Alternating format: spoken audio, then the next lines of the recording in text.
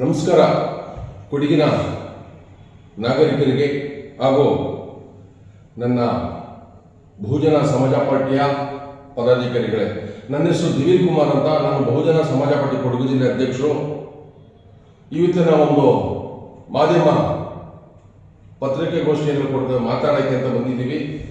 ವಿಷಯ ಏನು ಅಂತಂದರೆ, ಕೊಡಗಿನಾದ್ಯಂತಹ ರಸ್ತೆಯ ಅವ್ಯವಸ್ಥೆಯ ವಿರುದ್ಧವಾಗಿ ದಿನಾಂಕ 24/11/25 ನಾವು ಬಹುಜನ ಸಮಾಜ ಪಾರ್ಟಿ ವತಿಯಿಂದ ಹೋರಾಟವನ್ನು ಹಮ್ಮಿಕೊಂಡಿದ್ದೀವಿ. ಹಾಗೆಯೇ ವಿರಾಜಪೇಟೆ ತಾಲೂಕು ನಮ್ಮ ಅಧ್ಯಕ್ಷರು ಸಜ್ಜನ್ ದೇವಯ್ಯ ಅವರು, ಮತ್ತು ಹಾಗೆಯೇ ಉಪಾಧ್ಯಕ್ಷರು ದೀಪು ಮಣ್ಣಪ್ಪ ವಿರಾಜಪೇಟೆ ತಾಲೂಕು, ಹಾಗೆಯೇ ವಿರಾಜಪೇಟೆ ತಾಲೂಕು ಖಜಾನ್ಸಿ ವಿಮಲ, ನಾವು ನಮ್ಮ ಪದಾಧಿಕಾರಿಗಳೊಂದಿಗೆ ಒಂದು ಮಾನವ ಮಿತ್ರ ಪ್ರೆಸ್ ಮೀಟನ್ನು ಮಾಡೋಕ್ಕೆ ಬಂದಿದ್ದೀವಿ.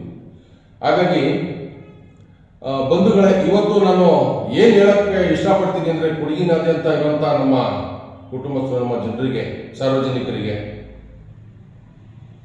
79 ವರ್ಷ ಸ್ವಾತಂತ್ರ್ಯ ಬಂದಿದ್ದಾಗಿದೆ. ಆದರೆ ಆಡಳಿತ ಮಾಡ್ತಿರೋಂಥ ಪಕ್ಷಗಳು ಯಾವುದೇ ಒಂದು ರೀತಿಯಲ್ಲೂ ಕೂಡ ಜಿಲ್ಲೆಯ ಅಭಿವೃದ್ಧಿಯನ್ನು ಮಾಡೋ ನಿಟ್ಟಿನಲ್ಲಿ ಮುಂದೆ ಬರ್ತಾ ಇಲ್ಲ. ಇವತ್ತು ಮೂಲಭೂತ ಸೌಕರ್ಯದಲ್ಲಿ ರಸ್ತೆ ಕೂಡ ಒಂದು ಅಂಗವಾಗಿದೆ. ಇವತ್ತು ಕೊಡಗಿನಾದ್ಯಂತ ನೀವು ಎಲ್ಲೇ ಹೋದ್ರೂ ಕೂಡ ರಸ್ತೆಯ ದುರಸ್ಥಿತಿಯನ್ನು ನೀವೆಲ್ಲ ನೋಡ್ತಾ ಇದ್ದೀರಾ. ವಯಸ್ಸಾಗಿರೋರನ್ನ ಕರ್ಕೊಂಡು ಹೋಗೋಕ್ಕಾಗಲ್ಲ, ಬಾಣ್ತಿಯರನ್ನ ಕರ್ಕೊಂಡು ಹೋಗೋಕ್ಕಾಗಲ್ಲ.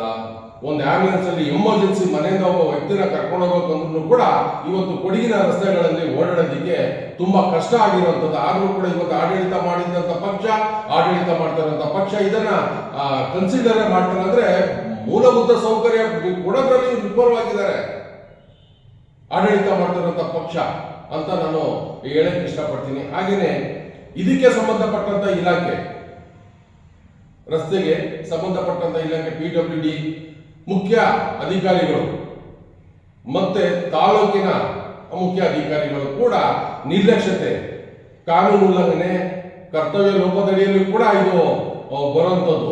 ಯಾಕೆಂತಂದ್ರೆ ಮೂಲಭೂತ ಸೌಕರ್ಯ ನಡೆದು ಮಾನವ ಹಕ್ಕು ಉಲ್ಲಂಘನೆ ಆಗಿದೆ. ಇವತ್ತು ಅದರಲ್ಲಿ ಎಲ್ಲೂ ನಿಮಗೆ ರಸ್ತೆಗಳೇ ಸಿಗ್ತಾ ಇಲ್ಲ. ಅದರಲ್ಲೂ ಮುಖ್ಯವಾಗಿ ರಾಜ್ಯ ಹೆದ್ದಾರಿ ಕೊಡಗಿನಿಂದ ಕೇರಳಕ್ಕೆ ಹೋಗುವಂತ ರಸ್ತೆ, ಅದನ್ನ ನೋಡಿದ್ರೆ ಆ ರಸ್ತೆಯಲ್ಲಿ ಏನಾದ್ರು ಜರ್ನಿ ಮಾಡಬೇಕು ಅಂತಂದ್ರೆ ನಾಗರಿಕರು ಕೈನಲ್ಲಿ ಜೀವ ಇಟ್ಕೊಂಡು ಹೋಗ್ಬೇಕು. ಆ ತರ ಪರಿಸ್ಥಿತಿ ಇದೆ. ಅಲ್ಲಿ ರೋಡ್ ಅನ್ನೋದು, ತಾರ್ ಅನ್ನೋದೇ ಕಾಣ್ತಾ ಇಲ್ಲ. ಏನ್ ಮಾಡ್ತಾ ಇದ್ದಾರೆ ಈ ಸರ್ಕಾರ, ಏನ್ ಮಾಡ್ತಾ ಇದೆ ಇಲಾಖೆ ಅನ್ನೋದು ನಮಗೆ ಗೊತ್ತಿಲ್ಲ. ಇಲಾಖೆಗಳಿಗೆ ಬಿಲ್ಡಿಂಗ್ಗಳು, ಹೊಸ ಬಿಲ್ಡಿಂಗ್ಗಳು ಕೊಟ್ಕೊಡ್ತಾ ಇದ್ದಾರೆ ಪಕ್ಷಗಳಿಂದ, ಏನು ಆಡಳಿತ ಮಾಡ್ತಾರಂತ ಸರ್ಕಾರಗಳು. ಆದ್ರೆ ಆ ಇಲಾಖೆ ಅಧಿಕಾರಿಗಳು ಏನ್ ಮಾಡ್ತಾ ಇದ್ದಾರೆ ಅಂತ ಗೊತ್ತಿಲ್ಲ.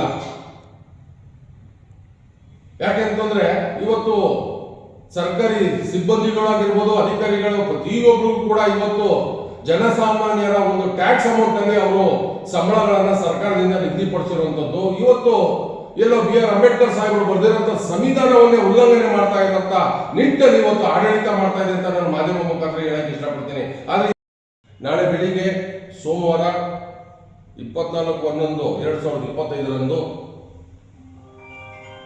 ನಮ್ಮ ಪೆರಮಾಡಿ ರಸ್ತೆಯಲ್ಲಿ ಬಹುಜನ ಸಮಾಜ ಪಾರ್ಟಿ ತಾಲೂಕು ಪದಾಧಿಕಾರಿಗಳೊಂದಿಗೆ ಹಾಗೂ ಸಂಘ ಸಂಸ್ಥೆಯ ಪದಾಧಿಕಾರಿಗಳೊಂದಿಗೆ ಬೃಹತ್ ಪ್ರತಿಭಟನೆಯನ್ನ ಹಮ್ಮಿಕೊಂಡಿದ್ದೀವಿ ಅಂತ ನಾನು ಮಾಧ್ಯಮ ಮುಖಾಂತರ ಹೇಳಕ್ಕೆ ಇಷ್ಟಪಡ್ತೀನಿ.